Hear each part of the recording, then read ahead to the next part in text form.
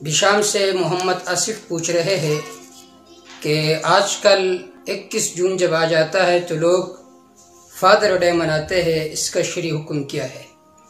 اس کا جواب یہ ہے کہ قرآن مجید میں اللہ رب العزت نے اپنے حق کے بعد وَاعْبُدُوا اللَّهَ وَلَا تُشْرِكُوا بِهِ شَيْئًا، اللہ کی عبادت کرو اور اللہ کے ساتھ کسی کو شریک نہ ٹھہرا۔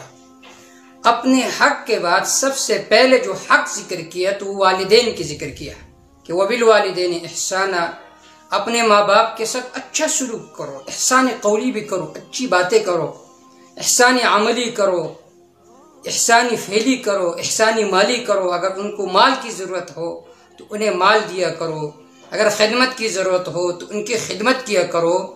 تو قرآن مجید نے بہت زیادہ تاکید کی ہے کہ تم اپنے ماں باپ کے ساتھ اچھا سلوک کرو۔ لیکن مغربی معاشرے میں جو 21 جون کو فادر ڈے مناتے ہیں تو اصل میں وہ حضرات ان کے دلوں میں والدین کا قدر و قیمت نہیں ہوتی، بلکہ صرف 21 جون جب آ جاتا ہے تو وہ جاتے ہیں والد کے ساتھ سیلفی نکالتے ہیں اور گلاب کا پھول دے دیتے ہیں، یہی ان کے ہاں والد کا احترام ہوتا ہے۔ جبکہ مسلم معاشرہ میں دن ہو رات ہو، چاہے سال کا جو بھی مہینہ ہو، ہر مہینے میں والد کی خدمت کرنا یہ سعادت ہے، بلکہ موت تک اس کی خدمت کرنا یہ سعادت ہے۔ اور قرآن نے ذکر کیا وَلَا تَقُلْ لَهُمَا اُفْ، والد کے سامنے ایسا کلمہ بھی نہ کہو جس سے آپ کا والد ناراض ہو جائے۔